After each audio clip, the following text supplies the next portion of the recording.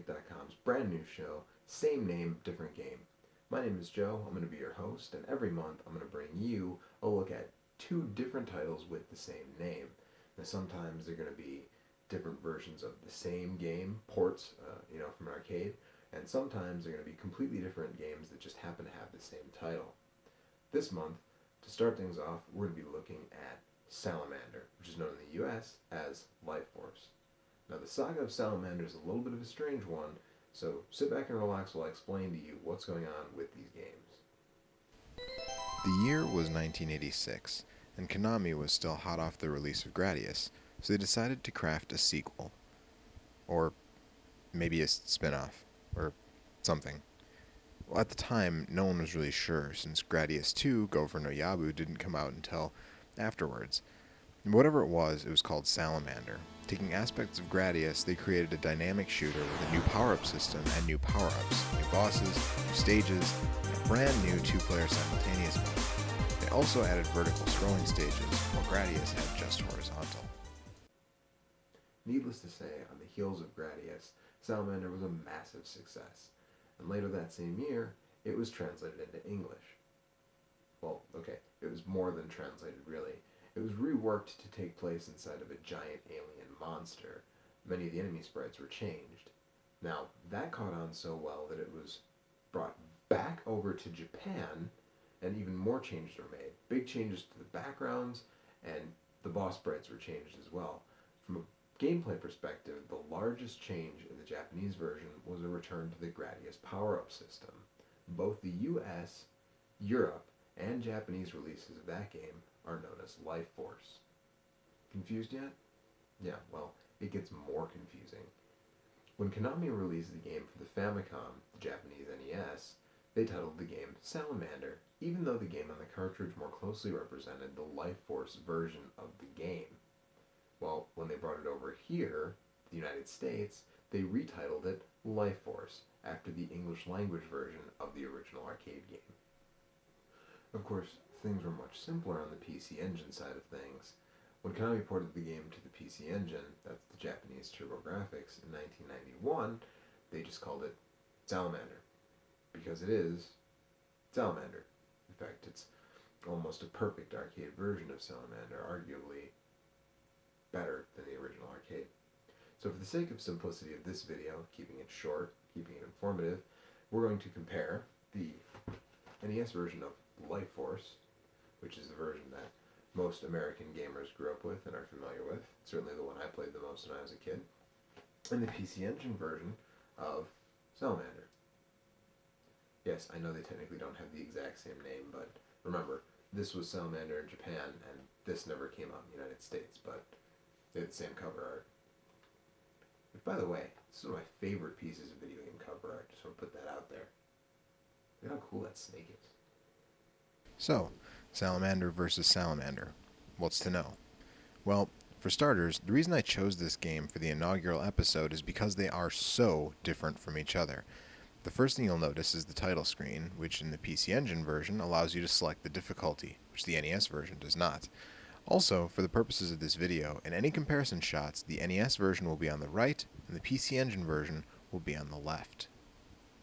Now, the first thing most of us who grew up with the NES version of this game are going to try to do is put in the 30 life code. Up, up, down, down, left, right, BA, select, start. Or just BA, start if you're a loser like me and you're playing by yourself. But that's not important. What is important is that in the PC Engine version, this isn't going to work. There is no 30 life code. You start with 3 lives and you get 3 continues beyond that. That's a total of 12 lives. It seems strange, but this is going to be important later on. We'll come back to that. But for right now, let's push the run button and start the game. At first blush, things are pretty similar. The first stage is nearly identical, but obviously given the power of NEC's machine over Nintendo's, not to mention the 4-year gap in releases, the PC Engine version looks and sounds a whole lot better. Now I love the soundtrack to the NES game, absolutely love it, and I love NES chiptunes. They have a certain quality to them that other systems don't, but the Salamander soundtrack is much closer to what the famed Konami Kukeha Club wanted, and has a much richer sound.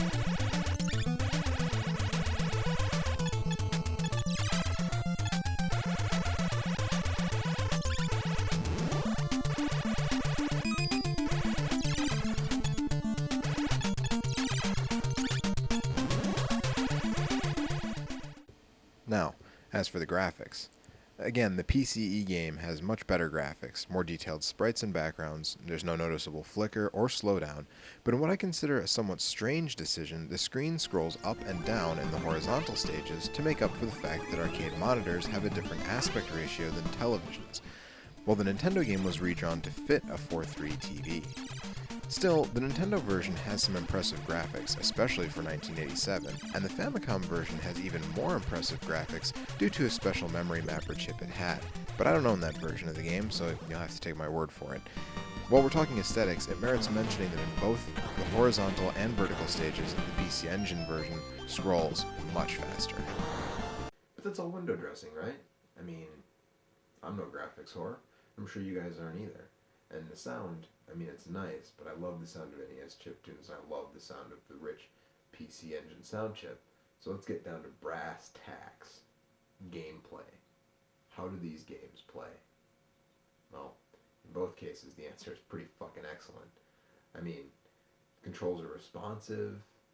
You have no problems with shooting, maneuvering. Obviously, the built-in turbo feature of the PC Engine controller probably helps a little bit, but it's not like turbo controllers are hard to come by for the NES. The only real thing that I noticed was that in the PC Engine version, the Vic Viper seems to have a slightly larger hitbox. In Life Force, I have no problem skimming floors, ceilings, squeezing in between obstacles and enemies. But in the PC Engine version, I found I had a little bit more difficulty with that. The Powerup System is also completely different. When you destroy certain enemies in Salamander, they drop a predetermined power-up. This makes things easier in some sections and harder in others, but overall, I'd say it makes the game easier. Getting options and a shield is much easier when you don't have to stockpile several power-up capsules, although getting a power-up you'd like to have in a certain section of the game can be flat-out impossible. Life Force, of course, uses the classic Gradius power-up system, wherein you pick up capsules, dropped by those same enemies, then hit the A button to choose which weapon you want when it's highlighted at the bottom of the screen. The shield is also completely different. On the NES, it's a force field that surrounds your entire ship, but on the PC Engine, it's the original Gradius-style shield, which protects only the front of your ship. Options are also different, as in the NES version, memory limitations kept you to 2 options, but you can hold up to 4 in Salamander. Take a look at the differences in a fully powered-up ship in both versions.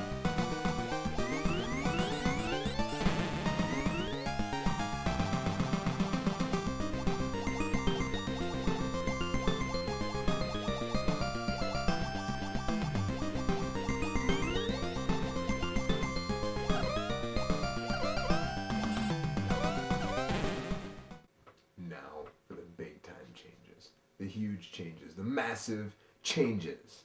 The stages. Almost half of the stages in these games are completely different. And the ones that are the same still have little differences, most notably the final stage, which has a lot of differences, including Zealous Force, the final boss, but I'm getting ahead of myself. As I said before, when you start up the game, they look largely similar, because Stage 1 is essentially identical. When you reach Stage 2, however, things change. As I'm sure you're aware, in the NES game, we go through a sort of subterranean level with volcanoes and dirt to shoot through, which culminates in a double boss battle. In the PC Engine version, however, we are greeted with an asteroid field. Really. It's just a black background with some ships and a shit ton of asteroids, which then culminates in a single boss battle against the second boss we saw in the NES version. Speaking of, in the NES version, there's a safe spot right next to the boss's core once the protective shields are destroyed. While it looks like it's there in the PC Engine version, due to the larger hitbox of the Vic Viper, I wasn't able to use it.